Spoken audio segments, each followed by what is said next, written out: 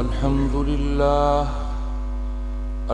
لله نحمده ونستعينه ونستغفره ونؤمن به ونتوكل عليه ونعوذ بالله من شرور أنفسنا ومن سيئات أعمالنا من يهده الله فلا مضل له ومن يضلله فلا هادي له ونشهد أن لا إله إلا الله وحده لا شريك له ونشهد أن محمدا عبده ورسوله أما بعد فإن خير الحديث كتاب الله وخير الهدي هدي محمد صلى الله عليه وسلم وشر الأمور محدثاتها وكل محدثة بدعة وكل بدعة ضلالة وكل ضلالة في النار. اللهم صل على محمد وعلى آل محمد كما صليت على إبراهيم وعلى آل إبراهيم إنك حميد مجيد. اللهم بارك على محمد وعلى آل محمد كما باركت على إبراهيم وعلى آل إبراهيم إنك حميد مجيد. فقد قال الله تبارك وتعالى في القرآن المجيد والفرقان الحميد: أعوذ بالله السميع العليم وبوجهه الكريم وسلطانه القديم من الشيطان الرجيم. بسم الله الرحمن الرحيم. اتل ما أوحي إليك من الكتاب وأقم الصلاة إن الصلاة تنهى عن الفحشاء والمنكر ولذكر الله أكبر والله يفعل ما تصنعون والله يعلم ما تصنعون. رب اشرح لي صدري ويسر لي أمري واحلل عقدة من لساني يفقهوا قولي. سبحانك لا علم لنا إلا ما علمتنا إنك أنت العليم الحكيم. اللهم انفعنا بما علمتنا وعلمنا ما ينفعنا وزدنا علما. اللهم إنا نعوذ بك من علم لا ينفع ومن قلب لا يخشع ومن نفس لا تشبع ومن دعوة لا تسمع. ہر قسم کی تعریفات و تحمیدات، تسبیحات و تقدیسات، تحلیلات و تمجیدات اور تہنیات و تکبیرات اس اللہ جل جلالہ عم نوالہ کے لیے جس کی جتنی بھی تعریفیں بیان کی جائیں، جس کی جتنی بھی حمد و ثنا بیان کی جائے اور جس کی جتنی بھی تحسین و ستائش بیان کی جائے اور جس کے لیے جتنے بھی شکریہ کے کلمات ادا کیے جائیں کم ہیں. حق یہ ہے کہ حق ادا نہیں ہو سکتا.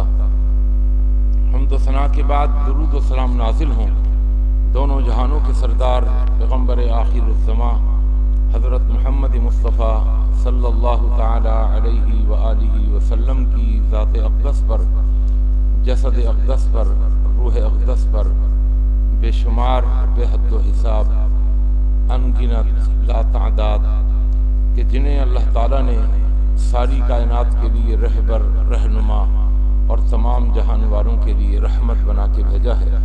مختصر سی حمد و صلات کے بعد قرآن مجید کا 21واں پارہ، 21ویں پارے کی پہلی آیت سورہ عنکبوت کی آیت نمبر 45 آپ کے سامنے تلاوت کی ہے۔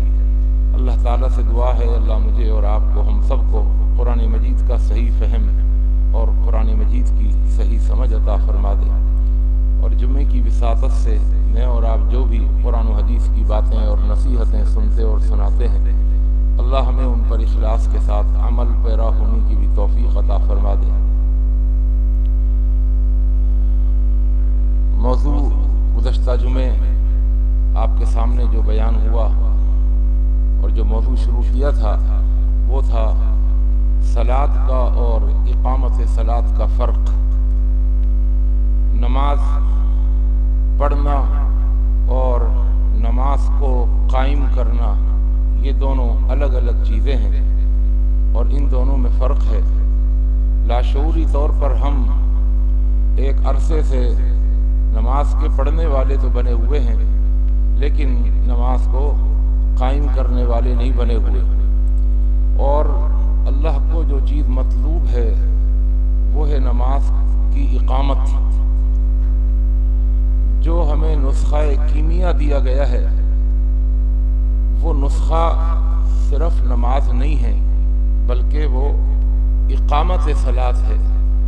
وہ نماز کا پڑھنا نہیں ہے بلکہ نماز کو قائم کرنا ہے۔ نماز کی اقامت کے یا نماز کے جو فوائد، جو ثمرات، جو بہترین نتائج ہمارے سامنے آنے چاہیے، وہ اگر نتائج سامنے نہیں آ رہے اور وہ فوائد، وہ ثمرات وہ اگر ہمیں نظر نہیں آ رہے تو اس کا معنی یہی ہوا کہ کوئی فالٹ ہے، کوئی نقص ہے، کوئی ایسی کمزوری ہے جس کی وجہ سے ہمیں وہ فوائد حاصل نہیں ہو رہے اور وہ ثمرات حاصل نہیں ہو رہے۔ میں نے آپ کو بڑی تفصیل سے یہ بات سمجھا دی تھی کہ عمل کے 2 درجے ہوتے ہیں، ہر عمل کے 2 درجے ہوتے ہیں، ایک ادنا درجہ اور ایک اعلیٰ درجہ۔ اعلیٰ درجہ جو ہوتا ہے وہ احسان والا درجہ ہوتا ہے۔ ہم نماز سے جب فارغ ہوتے ہیں تو فارغ ہو کر بھی ہم اللہ سے ایک دعا مانگتے ہیں کہ یا اللہ اس احسان کے مرتبے پر پہنچنا اتنا آسان نہیں ہے، ہمیں تیری مدد کی ضرورت ہے۔ بڑی دعا آپ ہم سب کو یاد ہوگی، وہ بڑی اہم دعا ہے۔ ہم سلام پھیرتے ہیں، اس کے بعد اللہم انت السلام ومنک السلام تبارک یا ذا الجلال والاکرام، اس کے بعد ہماری دعا ہوتی ہے ربی اعنی علی ذکرک وشکرک وحسن عبادتک۔ یا اللہ تو ہماری مدد کر دے علی ذکرک، اپنے ذکر پر، وشکرک اور اپنے شکر پر، وحسن عبادتک اور اپنی حسین ترین عبادت سر انجام دینے کا۔ یا اللہ اس میں تیری نصرت کی ضرورت ہے اور تیری مدد کی ضرورت ہے۔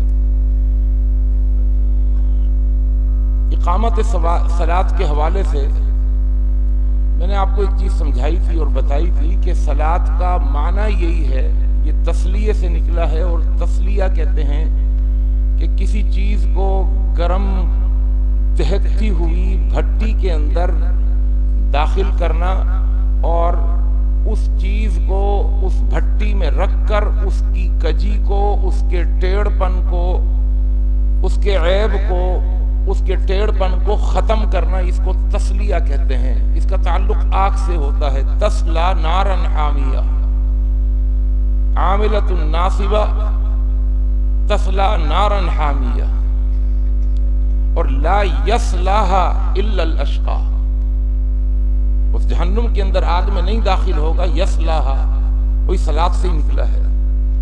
تو صلاۃ کے اندر ایک آگ کا لفظ، ایک آگ کا معنی ہمیں نظر آتا ہے کہ آگ اور نماز بھٹی یہ نماز کے اندر ہے، یعنی نماز ایک آگ ہے، نماز ایک بھٹی ہے۔ جس بھٹی کے اندر کیا کرنا ہوتا ہے؟ جس بھٹی کے اندر ٹیڑھ پن کو سیدھا کرنا ہوتا ہے، کجی کو ختم کرنا ہوتا ہے، تو میں نے آپ کو بتایا تھا کہ ایک مصلی یعنی نماز پڑھنے والا وہ اپنی صلات میں جا کر اپنی ذات کے ٹیڑھ پن کو دور کرتا ہے، اپنے آپ کو نماز کی بھٹی میں ڈال کر. آپ کہیں گے نماز بھٹی کہاں سے بن گئی؟ نماز تو آگ سے بچنے کا ذریعہ ہے، نماز آگ سے بچنے کا ذریعہ ہے، لیکن نماز خود آگ ہے. اس کے اندر شرارے ہیں، اس کے اندر انگارے ہیں، اس کے اندر ایک ایسی دہکتی ہوئی آگ ہے. اگر کسی نے اپنے آپ کو اس بھٹی میں ڈال دیا تو آپ یقین جانیے گا کہ اس بھٹی میں ڈالنے کے بعد اس انسان کی، اس نمازی کی کجی اور ٹیڑھ پن ختم ہو جائے گا. نماز کیسے بھٹی ہے؟ نماز کے اندر اگر آپ غور کریں،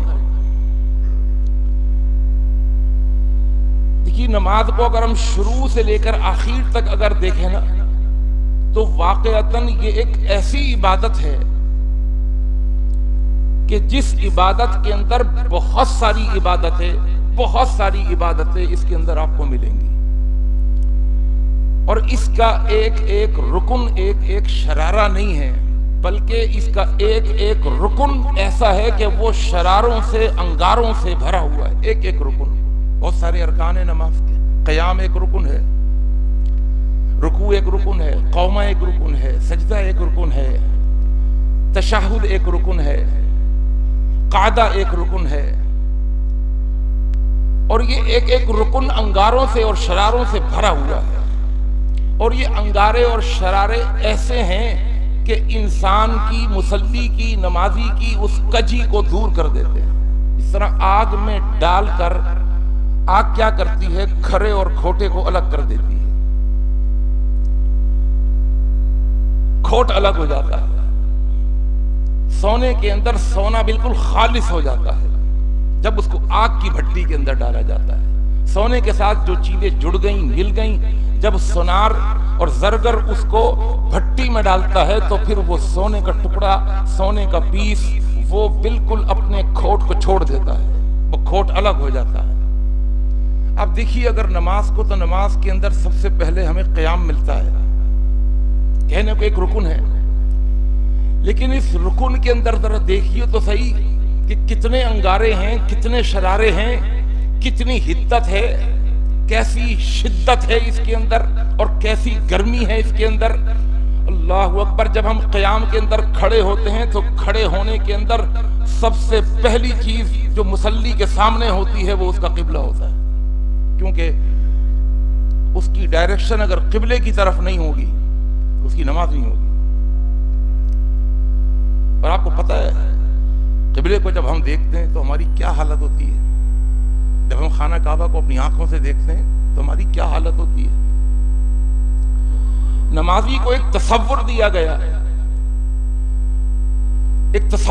گیا اس کی نماز کے شروع کرنے سے پہلے ہی کہ تیرا منہ قبلے کی طرف ہے، خانہ کعبہ کی طرف ہے. اور یہ ایک ایسی چیز ہے کہ جو بندے کے اوپر ایک ہیبت طاری کر دیتی ہے. اور واقعتاً ایک صاحب ہیں، وہ بڑے عرصے کے بعد گئے اپنے بڑھاپے کے اندر عمرے کے لیے، تو ان کے ساتھیوں نے بتایا کہ جب انہوں نے پہلی دفعہ خانہ کعبہ کے اوپر نگاہ ڈالی نا تو وہ حواس باختہ ہو گئے. ابھی ان کا انتقال ہو گیا، ہمارے جامع ستاریہ کے وہ پڑوس میں رہا کرتے تھے. وہ خانہ کعبہ کو دیکھ کر حواس باختہ ہو کر اور اللہ اللہ اللہ اللہ کہتے ہوئے وہ اس کی طرف دوڑ پڑے. آنکھوں سے آنسو جاری تھے، بدن پر کپ کپی تاری تھی. خانہ کعبہ کی ایک ہیبت ہے، ایک رعب ہے. یہ اللہ کا گھر ہے، یہ وہ جگہ ہے کہ جو تمام جگہوں میں سب سے بہترین جگہ ہے. مسلسل رحمتوں کا، برکتوں کا، اللہ کے نور کا، فرشتوں کا نزول ہو رہا ہے اس پر. تو سب سے پہلا شرارہ ایک مصلی کو جو ملتا ہے اس کی ڈائریکشن سیدھی ہو جاتی ہے، بالکل دائیں بائیں نہیں، آگے پیچھے نہیں، قبلے کی طرف منہ کر کے کھڑا ہو جاتا ہے. اور منہ کر کے کھڑے ہونے کے بعد اب جب وہ شروع ہوتا ہے تو اللہ اکبر اللہ اللہ اکبر کا نعرہ مار کے شروع کرتا ہے اپنی نماز کو، اور صرف اللہ اکبر کہہ کے نہیں، اس کے اندر تکبیر آ گئی اللہ اکبر، اللہ کا تصور کر کے کہ میں اس ذات کے سامنے کھڑا ہوا ہوں جو بادشاہوں کو بادشاہت دینے والی ذات ہے، جو بڑوں کو بڑائی دینے والی ذات ہے، جو اتنی بڑی ذات ہے کہ جس ذات سے بڑھ کر کوئی ذات ہو ہی نہیں سکتی ہے۔ تو اس کے اندر تکبیر آ گئی، اور تکبیر کے آنے کے بعد اس کے اندر ثنا آ گئی۔ یہ انگارے ہیں یہ سارے، تکبیر بھی ایک انگارہ ہے، ایک شرارہ ہے کہ اس نے تکبیر کہتے وقت اس کے اقوال، اس کے افعال، اس کے اعمال، ایک ایک عمل شرارہ اور انگارہ ہے جو اس کے اندر ایک کیفیت پیدا کر رہا ہے، جو اس کے اندر ایک تحریک پیدا کر رہا ہے، جو اس کے اندر ایک تپش پیدا کر رہا ہے۔ اللہ اکبر کہتا ہے تو اللہ اکبر کہتے ہوئے زبان سے اللہ اکبر، اور دونوں ہاتھوں سے ہینڈز اپ کر کے کھڑا ہو جاتا ہے، دونوں ہاتھ اٹھا کر، اس طرح کہ اگر کسی نے اگر گرفتاری دینی ہو نا تو وہ اپنی گرفتاری دیتا ہے تو دونوں ہاتھ اٹھا کر، بھائی بس میں کچھ نہیں کر سکتا، میں نہیں کر رہا کچھ، اپنی گرفتاری دیتا ہے جیسے ایک مجرم اپنی گرفتاری دیتا ہے، ایسے اللہ کے سامنے کھڑا ہوتا ہے اس کی ہیبت کو مان کر۔ دیکھیں نا جب بندوق کی نالی سامنے ہوتی ہے تو ہم ہاتھ کھڑا کر لیتا ہے، مجرم ہاتھ کھڑا کر لیتا ہے، ختم ہو جاؤں گا، مر جاؤں گا، وہ اپنے ہاتھ کھڑا کر کے بتا دیتا ہے کہ نہیں میں اب کچھ بھی نہیں کر رہا، میں خود گرفتاری دے رہا ہوں۔ اور ذرا دیکھیے تو صحیح، یہ نہیں کہ ہاتھ کھڑا کر کے وہ اوپر دیکھ رہا ہے، نہیں، اس کی نگاہیں جھک جاتی ہیں، نگاہوں کا جھک جانا، نظروں کا جھک جانا، اس کے سر کا جھک جانا، اس کے ہاتھ کا بند جانا، ہتھکڑیاں لگا لینا، یہ انگارے ہیں، یہ فعلی اور عملی طور پر یہ انگارے اور شرارے ہیں۔ اس کی حیت، اس کی حالت یہ بتاتی ہے کہ وہ لڑنے نہیں آیا، وہ مقابلہ کرنے نہیں آیا، وہ سرنڈر کرنے آیا ہے۔ وہ گردن جھکا لیتا ہے، وہ اپنی نظریں جھکا لیتا ہے، پہلے دائیں دیکھتا تھا، بائیں دیکھتا تھا، اس کی نظر، اس کی نگاہ بھی نماز پڑھتی ہے۔ یہ انگارے ہیں اور شرارے ہیں، یہ وہ بھٹی ہے نماز کی، ایک رکن کے اندر کئی انگارے ہیں۔ یہ پہلا رکن ہے قیام، اس کے اندر وہ کیا کہتا ہے، اللہ اکبر کا نعرہ بھی مارتا ہے، اس کے بعد وہ ثنا بھی پڑھتا ہے، اس کے بعد وہ تعوذ بھی پڑھتا ہے، تعوذ، اعوذ باللہ من الشیطان، یہ وہی تعوذ ہے جو حضرت یوسف علیہ السلام نے ایک عورت کو دیکھا جب وہ گناہ کی دعوت دے رہی تھی تو کہا معاذ اللہ، اللہ کی پناہ چاہیے۔ نماز میں کھڑے ہو کر تعوذ بھی ہے، یہ بھی ایک انگارہ ہے، تسمیہ بھی ہے، بسم اللہ الرحمن الرحیم، یہ انگارے ہیں نماز کے۔ اس کے اندر پھر سورہ فاتحہ بھی ہے، اور سورہ فاتحہ کیا ہے؟ سورہ فاتحہ فرمایا سورہ فاتحہ پورے قرآن کی ماں ہے، پورے قرآن کی اصل ہے، پورے قرآن کی بنیاد ہے، پورے قرآن کا خلاصہ ہے۔ وہ کہتا ہے الحمدللہ رب العالمین، اللہ کہتا ہے حمیدنی عبدی، تحمید ہو گئی۔ یہ انگارے ہیں، یہ ایک رکن کے بہت سارے انگارے اور شرارے عرض کر رہا ہوں۔ بندہ کہتا ہے الرحمن الرحیم، اللہ کہتا ہے اسنا علی عبدی، میرے بندے نے میری ثنا بھی بیان کر دی۔ بندہ کہتا ہے مالک یوم الدین، اللہ کہتا ہے مجدنی عبدی، میرے بندے نے میری بزرگی بھی بیان کر دی، میری تمجید بیان کر دی۔ دیکھیے تکبیر بھی ہو گئی، تکبیر بھی ہو گئی، تحمید بھی ہو گئی، ثنا بھی ہو گئی، تمجید بھی ہو گئی۔ اب تیسری آیت پڑھتا ہے ایاک نعبد و ایاک نستعین، اللہ کہتا ہے اس سورہ فاتحہ کی میں نے 7 آیتیں بنائی ہیں، اس کو میں نے 7 مثانی بنایا ہے، 7 آیتیں ہیں، 3 آیتوں میں تو نے مجھے کچھ دیا ہے، اور اب یہ جو 4تھی آیت ہے نا، یہاں پر میں اور تو مل کر کے ایک معاہدہ طے کر لیتے ہیں۔ یہ 4تھی آیت میرے اور تیرے درمیان ایک کمنٹمنٹ ہے، اللہ سے یہ اپنی کمنٹمنٹ کرتا ہے۔ کیا کمنٹمنٹ ہے؟ ایاک نعبد و ایاک نستعین، اللہ تیری ہی عبادت کروں گا، تیری ہی غلامی کروں گا، اللہ اکبر، و ایاک نستعین، اور تجھ ہی سے مدد مانگوں گا۔ جب بندہ یہ چوتھی آیت کہتا ہے نا، یہ چوتھی آیت برج ہے، 3 آیتیں پہلے 3 آیتیں بعد میں. اللہ کہتا ہے اس نے 3 آیتوں کے بعد مجھ سے ایک کمٹمنٹ کر لی ہے، معاہدہ کر لیا ہے. اللہ فرماتا ہے ھذا ما بینی و بین العبد، یہ میرے اور بندے کے درمیان ایک معاہدہ طے پا گیا. اور اب اے میرے بندے، اب میرے لیے کچھ نہیں مانگ، میرے لیے کچھ نہیں کہہ، میری تحمید نہ کر، میری ثنا نہ کر، میری تسبیح اور تمجید اور تحلیل نہ کر، اب اپنے لیے مانگ. اب 6 آیتیں یہ بیچ کی آیت نکال کر، اب جو 3 آیتیں باقی رہ گئیں، اللہ کہتا ہے 3 آیتوں میں تو نے مجھے دیا ہے، اب باری تیری ہے، اگلی 3 آیتوں میں تجھے دوں گا، اب مانگ اپنے لیے. یہ کہتا ہے اہدنا الصراط المستقیم. کیا ہے سورہ فاتحہ؟ اللہ صراط الذین انعمت علیہم غیر المغضوب علیہم ولا الضالین. یہ انگارے ہیں، یہ ایک رکن ہے نماز کا قیام، لیکن انگاروں سے، شراروں سے، جس طرح بھٹی بھری ہوئی ہوتی ہے، نماز بھی ایک بھٹی ہے، وہ مصلی کو کندن بنا کے باہر نکالتی ہے، وہ اس سونے کو کندن بنا کے باہر نکالتی ہے نماز. یہ اس وقت ہے جب ہم شعور والی نماز پڑھیں، علم والی نماز پڑھیں. اللہ ہمیں پڑھنے کی توفیق عطا فرمائے. میں نے آپ کو بتایا تھا کہ اقامت صلاۃ کو اگر ایک جملے میں سمجھنا ہو تو سمجھ لیجئے، اقامت صلاۃ کہتے ہیں نماز کو، صلاۃ کو اس کے ظاہری اور باطنی حقوق دے دینے کا نام اقامت صلاۃ ہے. نماز کے کچھ ظاہری حقوق ہیں اور نماز کے کچھ باطنی حقوق ہیں. یہ ایک رکن ہے نماز کا قیام. ہاتھ بندہ ہوا ہے، نظریں جھکی ہوئی ہیں، زبان پر مسلسل اللہ کی تکبیر، اللہ کی تحمید، اللہ کی ثنا، اللہ کی تمجید، اللہ کی بزرگی، ہدایت کا سوال، منعم علیہم کے راستے پر چلنے کا سوال اور مغضوبی علیہم کے راستے سے بچنے کا سوال، گمراہی سے بچنے کا سوال. یہ سورہ فاتحہ ہے. اس کے بعد اس میں سورہ فاتحہ بھی ہے، اس میں قرآن بھی ہے. فَقْرَؤُوا مَا تَيَسَّرَ مِنَ الْقُرْآنِ. کتنے انگاروں سے بھرا ہوا ہے یہ ایک رکن. اور پھر اس کے بعد دوسرے رکن میں جاتا ہے. اس رکوع کے اندر، اس کو رکوع کہتے ہیں،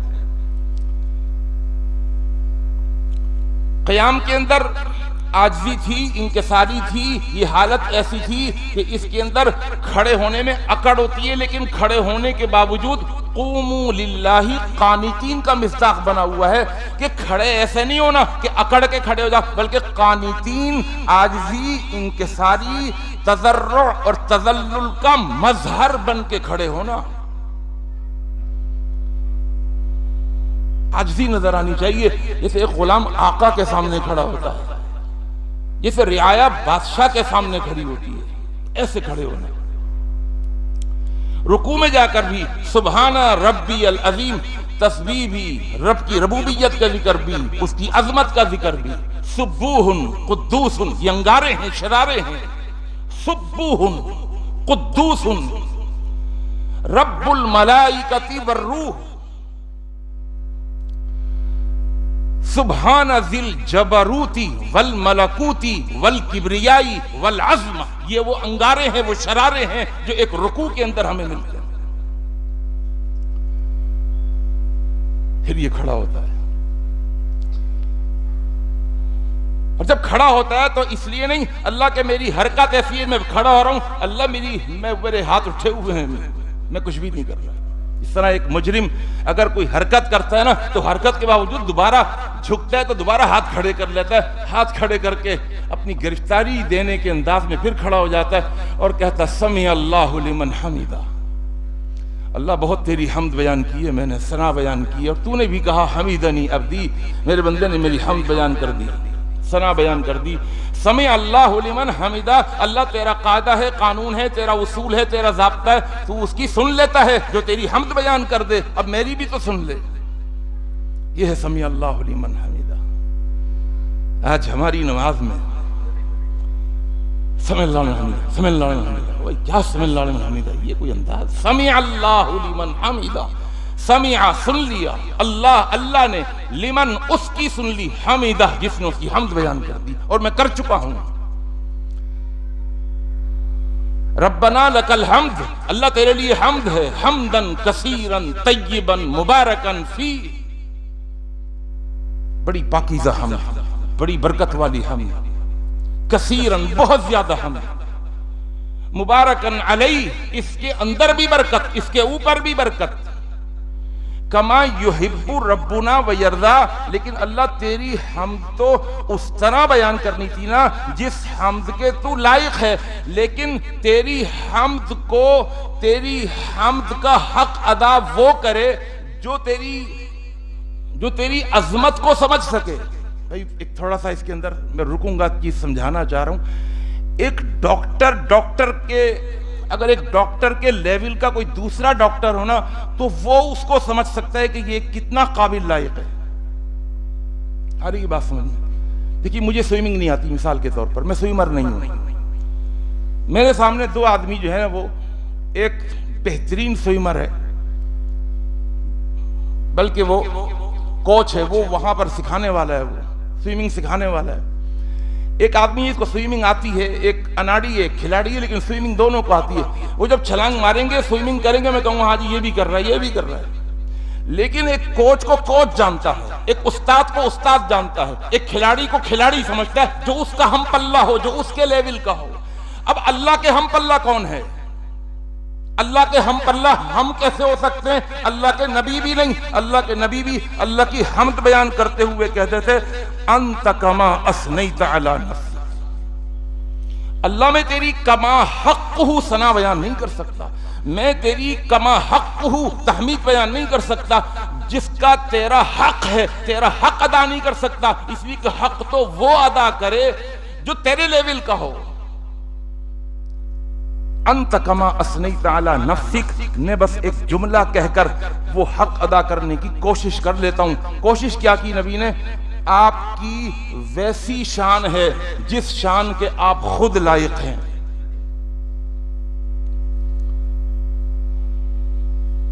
آپ کی بس اتنی حمد ہے جتنی حمد آپ اپنے لیے جانتے ہیں، اتنی حمد ہے، میں تو جانتا نہیں۔ اللہ اکبر۔ تو یہاں بندہ کیا کہتا ہے؟ کما یحب ربنا ویرضا، اور پھر کھڑا ہو گیا۔ یہ انگارے ہیں، یہ قومیں کے انگارے ہیں۔ اللہم ربنا لک الحمد، اللہ ہم کو نماز کی یہ دعائیں پڑھنے اور سمجھنے اور اس کی میننگ اور اس کے معانی اور مفاہیم کو سمجھنے کی توفیق عطا فرمائے۔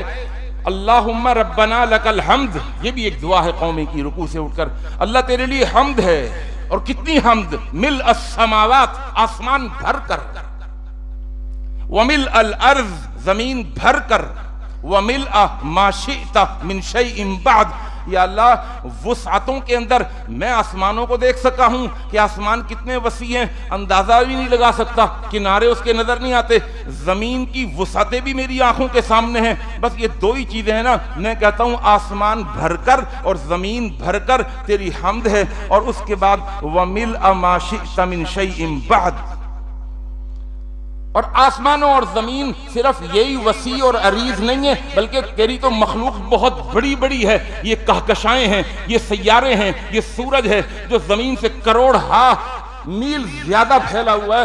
اللہ اب اس کے بعد اپنی مخلوق میں سے تو جس چیز کو اپنی حمد سے بھر دے، اللہ وہ تیرے لیے ہے حمد، تو بھر لے۔ اب وَمِلْءَ مَا شِئْتَ مِنْ شَيْءٍ بَعْدَ، اور اس چیز کو بھی بھر کے تیرے لیے حمد کے طور پہ پیش کر رہا ہوں، جس چیز کو، جس کی وسعتوں کو تو جانتا ہے، میں نہیں جانتا۔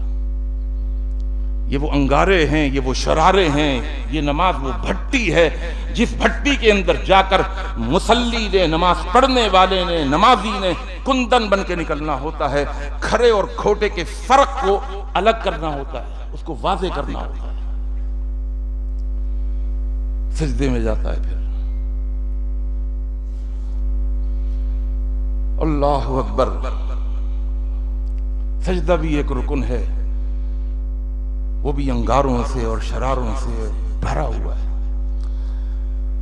اور یہ حالت، اللہ اکبر، یہ وہ حالت ہے نمازی کی کہ اس حالت سے بڑھ کر اللہ نے اپنے کسی بندے اور بندی کو کوئی حالت دی ہی نہیں جس حالت میں بندہ اللہ کے قریب ترین ہو جاتا ہے۔ اقرب ما یکون العبد من ربہ وہو ساجد، سجدے میں جب جاتا ہے نا تو اس کے ظاہری وجود کو بھی دیکھیے، ظاہری وجود کس طریقے سے پڑا ہوا ہے۔ ایک ہوتا ہے لیٹنا، یہ لیٹ نہیں کیا،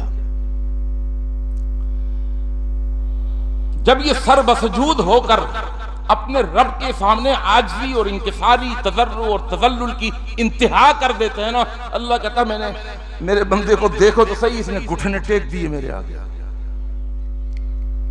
اس نے دونوں ہاتھ زمین پر رکھ دیے،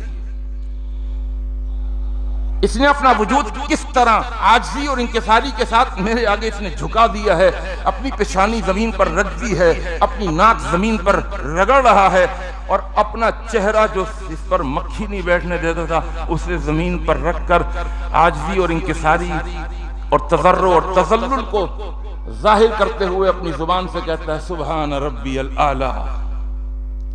اللہ میں اس سے پہلے سمجھتا تھا میں اعلیٰ ہوں، میں اعلیٰ نہیں، سبحانہ اللہ تو پاک ہے میں ناپاک ہوں، ربی تو میرا آقا ہے میں تیرا غلام ہوں، الاعلی تو اعلیٰ ہے میں ادنا ہوں۔ یہ سجدے کے شرارے ہیں۔ اللہم اغفر لی، اللہ بخش دے مجھے، ذنبی میرے گناہوں کو، کلہ کل کے کل، دقہ چھوٹے بھی، وجلہ بڑے بھی، واولہ جو پہلے کر چکا ہوں وہ، وآخرہ جو بعد میں کروں گا وہ، وسرہ جو چھپ کر کیے ہیں وہ، وعلانیتہ جو اعلان کیے ہیں وہ بھی۔ اللہم اغفر لی ذنوبی جمیعا ما قدمت وما اخرت وما اعلنت وما اسررت وما انت اعلم بہ منی۔ اللہ یہ تو وہ ہیں جو گناہ مجھے یاد ہیں، لیکن کچھ گناہ ایسے بھی تو ہیں میں کر بیٹھا ہوں لیکن ان کو گناہ ہی نہیں سمجھا۔ کیا دعا ہے اللہ کے نبی کی بتائی ہوئی۔ وما انت اعلم بہ منی، اور وہ گناہ جو تو جانتا ہے اور میں گناہ کر کے میں ان گناہوں کو نہیں جانتا۔ انکا انت الغفور الرحیم، اور ایسا نہیں ہے کہ میں اس ذات سے مانگ رہا ہوں کہ جو مجھے دے نہیں سکتی، آپ تو غفور ہیں اور رحیم ہیں، آپ کو آپ کے غفور ہونے کا واسطہ، آپ کو آپ کے رحیم ہونے کا واسطہ۔ یہ سجدے کے شرارے ہیں، یہ سجدے کے انگارے ہیں۔ دو سجدوں کے درمیان بھی بیٹھتا ہے، دو زانو ہو کر بیٹھتا ہے۔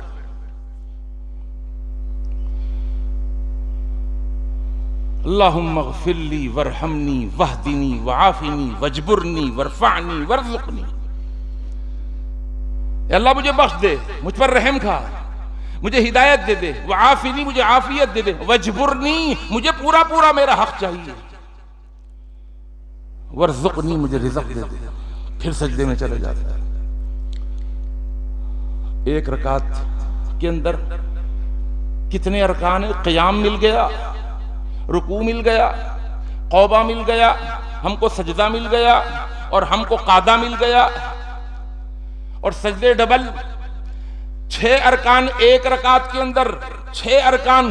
ان 6 ارکانوں میں میں نے آپ کو بتایا کہ ایک ایک رکن انگاروں سے، شراروں سے بھرا ہوا ہے۔ یہ وہ نماز بھٹی ہے جس کے اندر ہر رکن کے اندر انگارے اور شرارے ہیں، اور ہر رکن اپنے اندر وہ حدت، وہ شدت، وہ گرمی، وہ تپش، وہ حرارت پیدا کر رہا ہے کہ جس سے ایک مصلی کے ٹیڑھ پن کو ختم ہونا ہی ہونا۔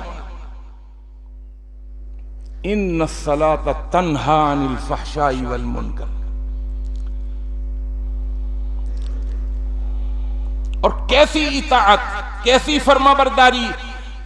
اللہ یعنی نمازی کا نمازی کی ایک ایک حرکت حکم الہی کی پابند ہے، حکم الہی کی۔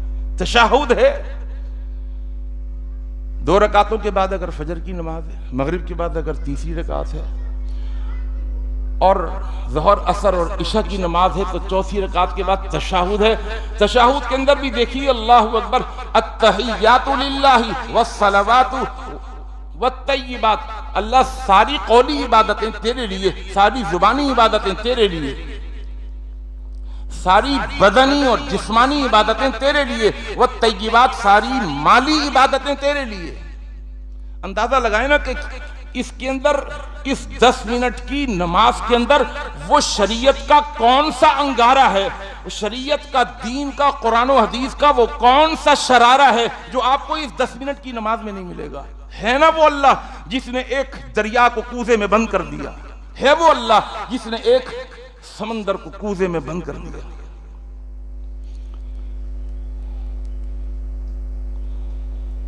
السلام علیکہ ایہا النبی ورحمت اللہ وبرکاتہ، یہ سب انگارے ہیں، اللہ کی رحمت، اللہ کی برکت، نبی پر سلام۔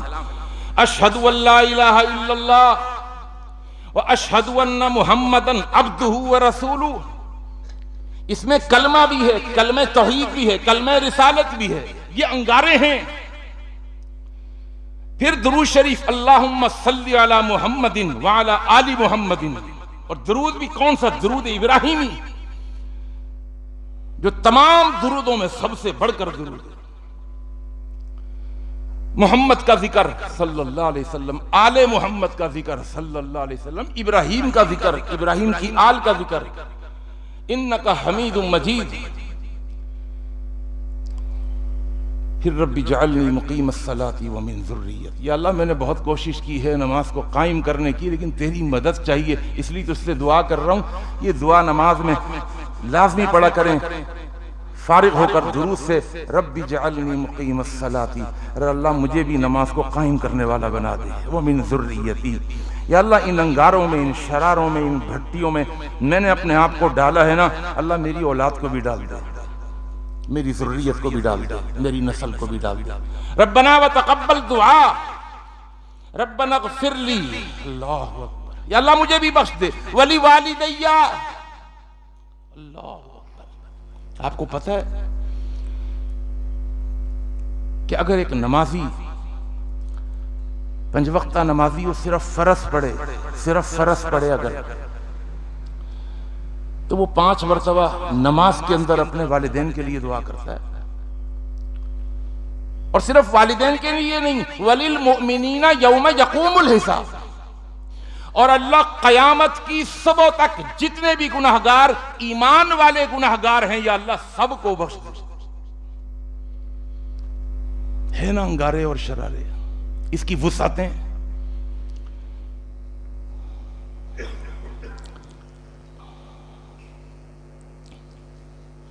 اللہم انی ظلمت نفسی، یہ دعائیں ہیں نماز، یا اللہ میں نے اپنی جان پر بڑا ظلم کیا ہے، ظلماً کثیراً فإنہ لا یغفر الذنوب الا انت فاغفر لی مغفرۃ من عندک وارحمنی انک انت الغفور الرحیم۔ اللہم انی اعوذ بک من عذاب القبر واعوذ بک من فتنۃ المسیح الدجال واعوذ بک من فتنۃ المحیا وفتنۃ الممات۔ اللہ، کیا رہ گیا اس کے اندر؟ ترجمہ کر دیتا ہوں میں، کیونکہ آج ان انگاروں اور شراروں کو بیان کرنے بھی میرے جمعے کا وقت نکل گیا، اور میرا موضوع ابھی وہیں کا وہیں رکھا ہوا ہے۔ میں اس بھٹی کو سمجھانے میں ہی اپنا سارا وقت جمعے میں لگا چکا ہوں، اور اگر کسی کو سمجھ آ گئے نا، یہ نماز کے اندر ایک ایک رکن کے اندر جو یہ انگارے اور شرارے بھرے ہوئے ہیں، اگر کسی کو آج کے جمعے میں یہ چیز سمجھ میں آ گئی اور اس نے اپنی نماز کو اپنے لیے بھٹی بنا لیا، تو اللہ کی قسم انشاءاللہ ثم انشاءاللہ وہ جب اپنی نماز میں جائے گا، جب وہ اپنی بھٹی میں جائے گا، تو کندن بن کے نکلے گا۔ اللہم انی اعوذ بک من عذاب القبر، یہ آخری دعائیں ہیں، یا اللہ مجھے قبر کے عذاب سے پناہ عطا فرما دے۔ واعوذ بک من فتنۃ المسیح الدجال، یا اللہ دجال، مسیح دجال کے فتنے سے بھی مجھے بچا دینا۔ واعوذ بک من فتنۃ المحیا، یا اللہ میں زندگی کے فتنوں سے بھی مجھے بچا لے۔ وفتنۃ الممات، اور اللہ مرنے کے فتنوں سے بھی مجھے بچا لے۔ یہ وہ انگارے ہیں، شرارے ہیں جو قاعدے میں، جلسے میں، تشہد میں بیٹھ کر یہ انگارے بھڑکا رہے ہیں۔ اور پھر ایک اور آخری چھوٹی سی دعا اللہ کے نبی نے بتائی، اللہم انی اعوذ بک من المغرم، یا اللہ مجھے گناہ سے بھی بچا، گناہ کی جگہ میں جانے سے بھی بچا، والمغرم، اور مجھے قرض مقروض ہونے سے بھی بچا۔ کیا دعا ہے! اور پھر السلام علیکم ورحمت اللہ، السلام علیکم ورحمت اللہ کہہ کے یہ بندہ اپنی نماز سے اس بھٹی سے نکلتا ہے۔ اس 10 منٹ کی نماز، بھائی بہت کم ہیں جو 15 منٹ کی نماز پڑھتے ہوں گے 4 رکعت میں۔ آپ اگر حرم جائیں تو وہاں تو 7 منٹ کی نماز ہوتی ہے جماعت سے، عشاء کی لمبی ہوتی ہے، لیکن عموماً 7، 8، 10 منٹ، 12 منٹ، اس سے زیادہ لمبی نماز نہیں ہوتی۔ لیکن اس 10 منٹ کی نماز کے اندر ذرا دیکھیے تو صحیح، اللہ اکبر، کیا کچھ نہیں اس کے اندر، کیا کچھ حاصل نہیں ہو جاتا۔ وہ کون سا انگارہ باقی ہے، وہ کون سا شرارہ باقی ہے، وہ کون سا فیول باقی ہے جو اس بھٹی کے اندر اس کو بھڑکانے کے لیے نہیں ڈالا گیا۔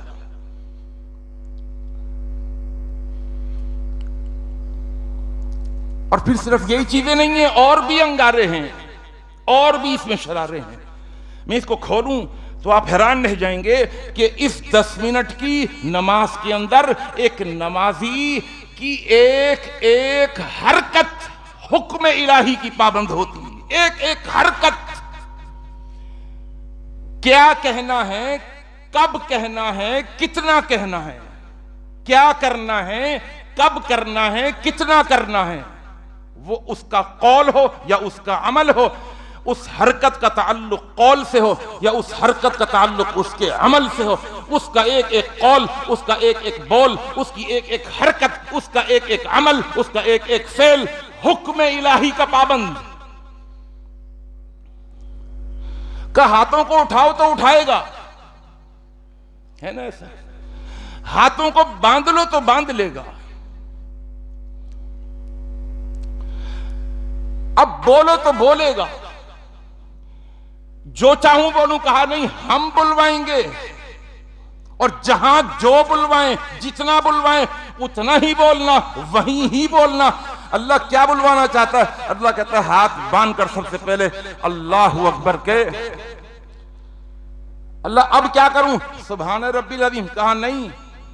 اللہ میں درود شریف پڑھ لوں، کہا نہیں، ہم بتائیں گے، ہم جو بتائیں وہی کہنا ہے، اور جہاں بتائیں وہیں کہنا ہے۔ اب اللہ کہتا ہے کہو اب اس وقت دعا استفتاح پڑھو، ثنا پڑھو، اب اعوذ باللہ پڑھو، اب بسم اللہ پڑھو، ترتیب ہم بتائیں گے۔ اب سورہ فاتحہ پڑھو، اب سورت پڑھو۔ اللہ میں سورہ فاتحہ بھی پڑھ لیتا ہوں، سورت بھی پڑھ لیتا ہوں، لیکن میں ترتیب بدل دوں، میں پہلے سورت پڑھ لوں، سورہ اخلاص، اور پھر سورہ فاتحہ پڑھ لوں۔ کہا نہیں، ترتیب جو ہم نے بتائی ہے نا، جتنا بتایا ہے، جیسا بتایا ویسا ہی کرنا۔ یہ وہ انگارے اور شرارے ہیں جن انگاروں نے، جن شراروں نے ایک غلام کو حقیقی طور پر غلام بنا دیا، ایک نوکر کو پکا نوکر بنا دیا۔ غلام تو وہی ہے نا جو آقا کے حکم کا پابند ہو۔ کیسی پابندی کرتا ہے یہاں پر نماز میں 10 منٹ کے اندر؟ 10 منٹ کی نماز ہے، 10 منٹ کی نماز۔ اب پڑھو سورت۔ اللہ سورہ فاتحہ 3 دفعہ پڑھ لوں، کہا نہیں ایک ہی دفعہ پڑھو۔ کوئی اگر پڑھ لے 3 دفعہ پڑھ لوں، نہیں 3 دفعہ نہیں، ایک ہی دفعہ پڑھو۔ اللہ قیام کے اندر میں درود شریف بھی پڑھ لوں، کہا نہیں ہم بتائیں گے کہاں پڑھنا ہے۔ یہ رکوع میں جاتا ہے، کہا اب ہاتھوں کو اٹھاؤ، رکوع میں جاؤ۔ اللہ سجدہ سب سے زیادہ اہم ہے، سجدے میں پہلے چلے جاؤں، کہا نہیں ہم بتائیں گے، تمہاری ایک ایک حرکت، تمہارا اٹھنا، تمہارا بیٹھنا، تمہارا جھکنا، تمہارا جھک کے اٹھنا ہم سکھائیں گے، ہم بتائیں گے۔ جتنا کہیں اتنا کرنا، جتنا جھکنے کو کہیں اتنا جھکنا۔ تم اگر محبت میں، عقیدت میں زیادہ جھک گئے، تمہاری نماز تمہارے منہ پہ مار دی جائے گی۔ رکوع کے بجائے کوئی سجدے میں ہی چلا جائے، رکوع میں یہ کہنا، قومے میں یہ کہنا، سجدے میں یہ کہنا، وہی کہتا ہے نا بندہ۔ تشہد میں یہ کہنا ہے، درود یہاں پہ پڑھنا ہے، تمہاری مرضی نہیں چلے گی۔ غلام وہی ہوتا ہے جو اپنی مرضی کو، اپنی چاہت کو، اپنی منشا کو آقا کی مرضی کے آگے ختم کر دے، قربان کر دے۔ غلام بن کے رہو۔ اب یہ 10 منٹ کی نماز سے فارغ ہو کر اللہ کی قسم ہماری جو نماز ہے وہ رسمی نماز ہے، رسمیت والی نماز ہے، رسمیت والی. اور یاد رکھیے گا رسمیت جتنی خطرناک ہوتی ہے نا بے عملی اتنی خطرناک نہیں ہوتی. رسمیت بڑی خطرناک ہوتی ہے. کیوں؟ اس لیے کہ جو آدمی رسمی طور پر نماز پڑھتا ہے نا وہ مطمئن ہوتا ہے پڑھ رہا ہوں بھائی، پڑھ لی میں نے نماز فجر کی، پڑھ کے آیا ہوں میں. اور جس نے نہیں پڑھی ہو سکتا ہے کہ وہ پڑھنا شروع کر دے، اس لیے کہ اس کے اندر اس کا ضمیر اس کو ملامت کر رہا ہے. ایک نہ ایک دن وہ نماز پڑھنا شروع کر سکتا ہے، وہ بد عملی سے بے عملی سے عمل کی طرف آ سکتا ہے. لیکن جو عمل پر آ گیا اور آنے کے بعد اب اس عمل کو رسمی طور پر سر انجام دے رہا ہے، وہ بڑا نقصان کرتا ہے. اس کو ایک مثال سے سمجھاؤں، بات ختم، ٹائم بھی مکمل. ایک آدمی ہے، اس کو بہت بڑا آرڈر ملا اور ایک اس کو کٹنگ کا اس کو آرڈر ملا کہ یہ کپڑے ہیں، تھان کھولتے جاؤ، کٹنگ کرتے جاؤ. اور اس نے بس سرسری طور پہ دیکھا، ناپ سرسری طور پہ لیا اور بڑا رسمی طور پر وہ کٹنگ کرتا جا رہا ہے. صحیح ہو رہی ہے، غلط ہو رہی ہے، ناپ سے اوپر نیچے ہو رہی ہے، اس کو پرواہ نہیں، بس وہ کٹنگ کرتا جا رہا ہے. لاشعوری طور پر بس اس نے کٹنگ کرنی ہے اس طریقے سے. اور ایک وہ ہے جس نے کٹنگ کی نہیں، تھان کے تھان ایسے ہی رکھے ہوئے ہیں. اگر وہ کٹنگ غلط ہو گئی تو باس آگے کیا کہتا ہے؟ وہ احمق پاگل آدمی، جس سے اچھا تو یہ ہے جس نے ابھی کاٹا نہیں. تو نے بیڑا غرق کر دیا، تو نے 40 تھان جو نے میرے برباد کر دیے. یہ کیا کیا تو نے؟ تو رسمیت کے اندر چلنا یہ بڑا خطرناک ہوتا ہے، بے عملی اتنی خطرناک نہیں ہوتی. اللہ سے دعا ہے اللہ تعالی ہمیں رسمی نماز سے نکال کر اصلی نماز تک پہنچا دے، اور نماز پڑھنے سے آگے بڑھ کر ہم نماز کو قائم کرنے والے بن جائیں. میرا موضوع آج تو یہ تھا کہ میں اس نماز کی اس بھٹی کو ذکر کرنے کے بعد، یہ سمجھانے کے بعد کہ نماز کو صلاۃ کہتے ہیں، اور صلاۃ کے اندر آگ کا معنی ہے کہ اس آگ میں ڈال کر اس کی تپش سے ٹیڑھ پن کو ختم کیا جائے. اور نماز کس طریقے سے مصلی کے ٹیڑھ پن کو ختم کرتی ہے مجھے اس بھٹی کو ثابت کرنا تھا، سمجھانا تھا. اور اگر کسی نے اس بھٹی کو سمجھ لیا تو بھائی اس 10 منٹ کی بھٹی کے اندر جا کر اس نے کندن بن کے نکلنا ہی نکلنا تھا. لیکن اگر وہ نہیں نکل رہا تو اس کا مطلب یہ ہے کوئی فالٹ ہے. وہ رسمی طور پر قیام کر رہا ہے، اس کا رکوع، اس کا سجدہ ابتدا سے لے کر انتہا تک اس کو پتہ ہی نہیں. وہ ابتدا میں بھی غافل تھا، وہ انتہا میں بھی غافل تھا، تکبیر تحریمہ میں بھی غافل تھا، وہ تسلیم کے وقت، سلام کے وقت بھی غافل تھا.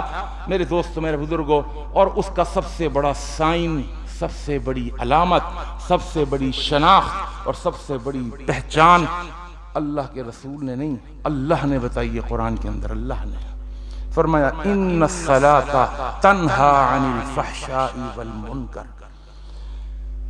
یہ جو بھٹی ہے نا، میں صلاۃ کو بھٹی سے ترجمہ کروں، یہ جو بھٹی ہے نا یہ کیا کرتی ہے؟ تنہا روک دیتی ہے. کس کو؟ نمازی کو. کس سے؟ فحشاء والمنکر، فحاشی، بے حیائی، بے غیرتی اور گناہوں سے روک دیتی ہے. نماز روک دیتی ہے. اگر نماز کوئی اپنی سنبھال لے، سنوار لے، بنا لے، اللہ کی قسم وہ اپنے روزے کو بھی سنوار لے گا، وہ اپنی زکوٰۃ کو بھی سنوار لے گا، وہ اپنی ہر چیز کو سنوار لے گا. اس لیے کہ اللہ کے پیغمبر کی حدیث ہے، آپ طبرانی کی روایت ہے، اول ما یسأل بہ العبد الصلاۃ. کل قیامت کے دن اللہ فرمائے گا اس کی نماز لاؤ. نماز کو چیک کریں گے.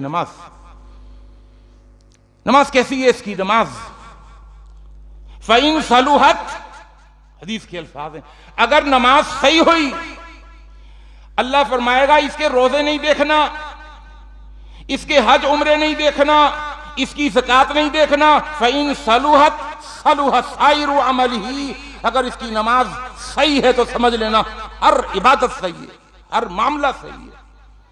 وَإِن فَسَدَتْ، اور اگر نماز میں فساد تھا، نماز صحیح نہیں تھی، اللہ فرمائے گا سب چیزیں دیکھو، سب کوئی چیز صحیح نہیں ہوگی.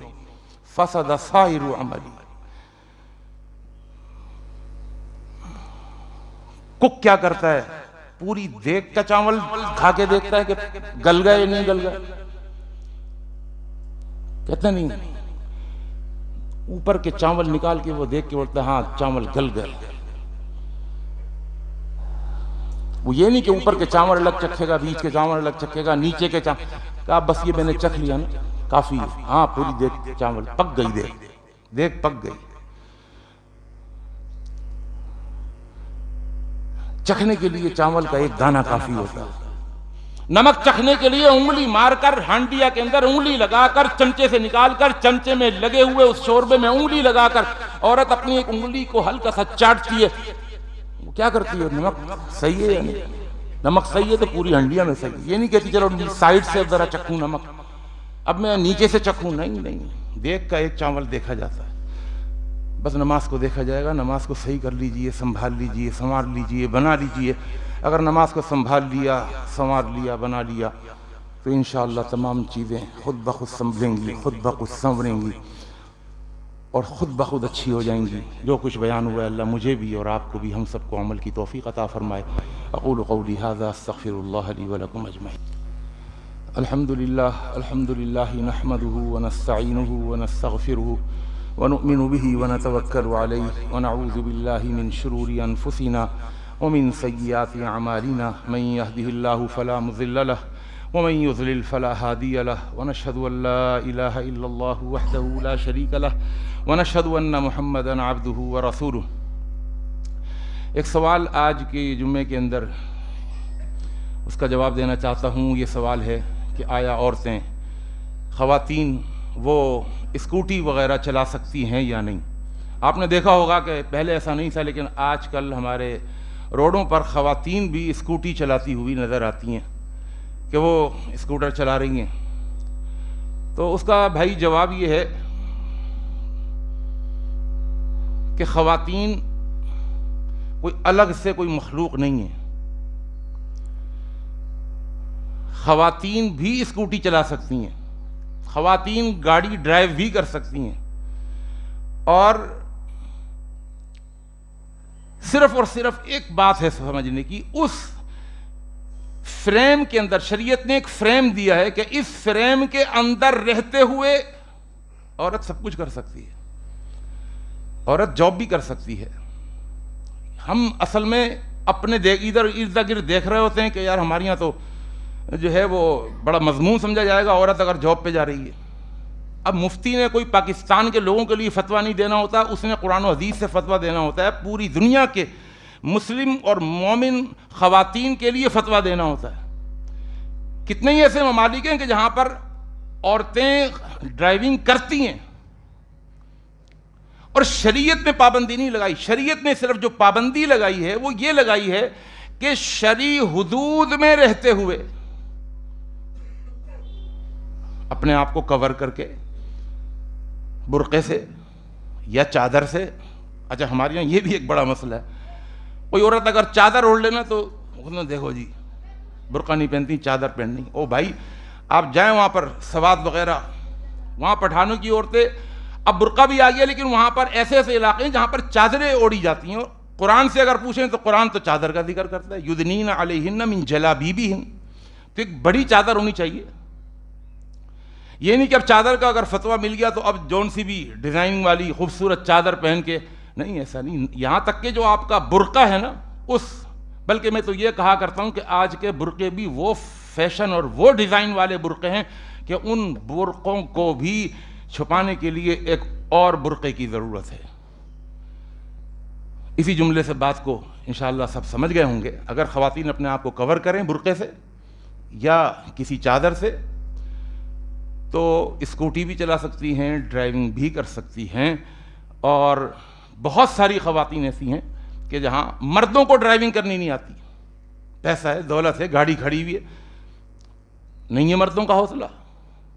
میں جانتا ہوں ایک صاحب ہیں، وہ بیچارے گھر کے اندر اتنے ڈرتے ہیں اور خوف کھاتے ہیں کہ اگر ٹیوب لائٹ جو ہے اس کا اسٹارٹر بھی لگانا ہوتا وہ نہیں لگاتے. میں جانتا ہوں ذاتی طور پر. وہ ان کی خاتون کہنے لگی موڑ صاحب یہ تو اتنے ڈرپوک ہیں، کوئی اسٹارٹ پہ، اب تو یہ ٹیوب لائٹیں ختم ہو گئی اسٹارٹر والی اور چوک والی، کہتے ہیں اسٹارٹر بھی میں ہی اتارتی ہوں، میں ہی لگاتی ہوں. تو اگر بہت سارے گھرانے ایسے ہیں کہ جہاں پر عورتیں جو ہیں وہ ضرورت ہے مرد کام نہیں کر رہا ہے یا مرد ہیں ہی نہیں جہاں گھرانوں کے اندر، اور عورتیں انہوں نے اپنا کھانا پینا اور اپنے گھر کے نظام کو چلانا ہے، تو وہ جاب بھی کریں گی بھائی، کاروبار بھی کر سکتی ہیں. تو خدیجہ بہت بڑی کاروباری تھیں، بہت بڑی بزنس وومین تھیں.